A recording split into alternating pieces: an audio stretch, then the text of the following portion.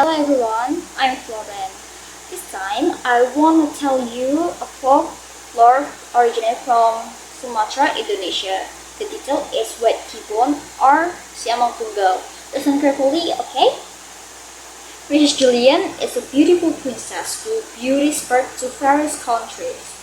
She is the daughter of a shipkeeper named Mahkota Baginda in Alai village on the north coast of Tiku Beach, West Sumatra. Julian's grandfather was Tuanku Raja Kecil, who ruled in the kingdom of Pagaruyung. Although beautiful, but until now, there has been no young man who dared to propose to Princess Julian. The reason is the status of Princess Julian, who the daughter of wealthy merchant and still a royal descent of the kingdom of Pagaruyung. The youth in Alai village and surrounding village usually only work as fishermen, so they did not dare to propose Princess Julian. Princess Julian solitude made her sad. According to the folklore of West Sumatra, every day she just shut herself in her room. This made Tuanku Raja Kecil worry. He did not want to his beloved grandchild to long shut herself up. Finally, Tuanku Raja Kecil held the family meeting to discuss the condition of Princess Julian. As a result of the meeting, they agreed to hold a crown party that could be attended by many people for 1 full month, aimed at finding a suitable match for Princess Julian. One day, before the crown party began, Princess Julian dreamed of meeting a handsome young man of the royal descent, Sultan Romandung, whose name was. Princess Julian fell in love with the young man present in her dream.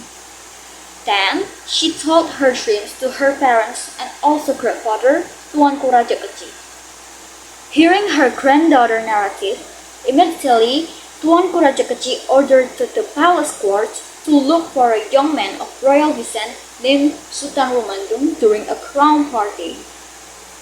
However, for a full month of the party going on, a young man named Sultan Romandung was also not found. Not distressed for the sake of his granddaughter's happiness, Tuanku Raja Kecil asked a fortune teller in the palace to bring Sultan Romandung to Alai village, wherever he was. With the supernatural powers possessed by astrologers, somehow Sultan Romandung finally came to Alai village. The ship carrying the Sultan Romandung was hit by a storm, which resulted in the broken pole and eventually forced to dock at the pier of Kampung Alai. Soldiers then told Tuanku Raja Kecil that ship led by a young man named Sultan Romandung was according to the dock. Tuanku Raja Kecil was of course excited and asked the soldiers to bring Sultan Romandung to the palace. Some soldiers then took Sultan Romandung to the palace. Tuanku Raja Kecil with the royal family and of course Princess Julian welcomed him well. When she saw the handsome young man, the heart of Princess Julian was beating fast because the young man in front of her was present in her dream. Princess Julian told her parents and grandfather that the young man was named Sultan Romandung. Miss Princess Julian then asked the handsome young man to introduce himself. The young man explained that he was named Sultan Romandung, who has forced to anchor his ship at the pier of Kampung Alai due to a storm. He also explained that he was a merchant from a foreign country. Not waiting long, Tuanku Raja Kecil then offered to Sultan Romandung to marry his granddaughter, Princess Julian. Sultan Romandung, of course, is willing to marry a princess as beautiful as Princess Julian, except that he asks permission to look for more wealth before marrying Princess Julian. He admitted that currently his business was losing money, so he felt like he felt it was not appropriate to marry Princess Julian. Tuanku Raja Kecil also tolerated this. Before leaving Alai village to continue trading, Sultan Rumandung and Princess Julian become engaged. After the engagement, Sultan Rumandung said goodbye to return to business. Princess Julian felt sad to be left by her fiancé who paid allegiance. Princess Julian promised to be faithful, waiting for Sultan Rumandung to return.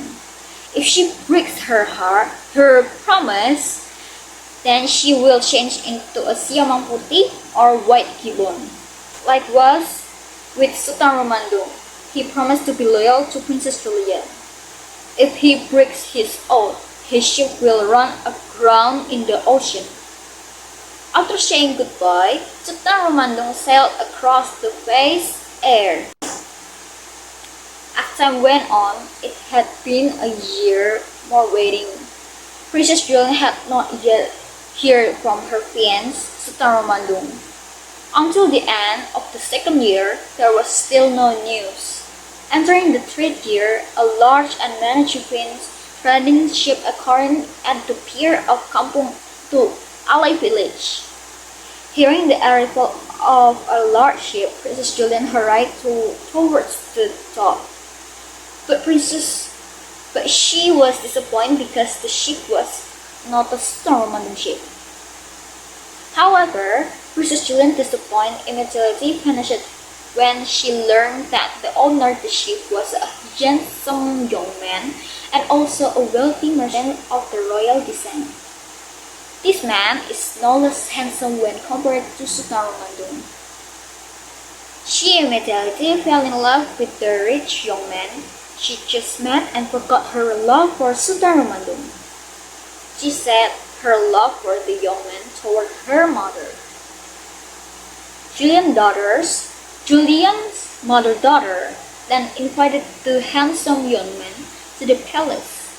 After introducing himself, Princess Julian's mother offered the handsome young man to marry Princess Julian. The young man agreed. Finally, a very festive wedding party was held. During the ijab kabul process, the prince asked Julian's daughter about her willingness to marry the handsome young man. As she was about to answer the prince's question, Princess Julian suddenly squealed like a bee stung while jumping to her feet. Princess Julian's voice and body shape changed. Her body was smaller and covered with the white feathers all over her body. Princess Julian changed from into a siamang putih. The small animal then ran to the roof of the kingdom and roared while looking towards the open sea. Inevitably, all those present witnessed the event and were shocked and ran staring outside the palace. Tuanku Raja Kecil finally realized that Princess Julian had broken her oath because she had married another man. But their rise has become a courage. The royal family finally accepted the fact that the siamang putih was Princess Julian. Siamang putih now live in the ketaping tree. Every day, when the sun will set, the poor siamang will rise to the top of the palace ridge while crying out loud, like the sound of a girl crying.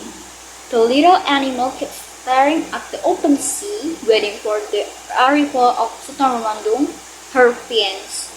However, Sultan Rumandung never arrived until finally the royal family found the siamang putih dead in the ketaping tree.